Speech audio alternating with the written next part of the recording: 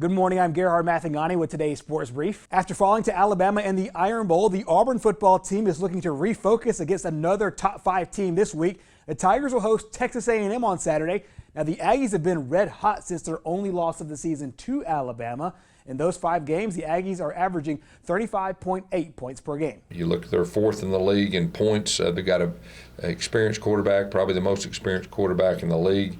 You look at them defensively, on total defense, they're 1st in our league. They got 9 starters back, and very impressive when you watch them on film. So, like I said, playing a top 5 team at home, our guys are looking forward to playing these guys and getting a chance to come back and play our last home game, specifically for our seniors. The game is also a bit unusual because it is another regular season game after the Iron Bowl. We don't usually get a game after the Iron Bowl, and so coming off a loss like that and coming and being able to play a number 5 team like that kind of gives us momentum going into the next game and then for next year too. So we want to end the year strong. So that's really our goal. We're all programmed that the Iron Bowl's over with, and you're thinking about postseason, whatever that means.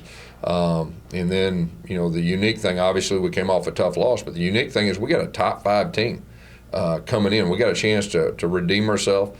So that's different. That should be a positive. This week compared to your normal seasons. So that's the way we got to look at it, and that'll be a big key for our guys to get ready to play a really big game at home. The highest ranked team will play at home all year.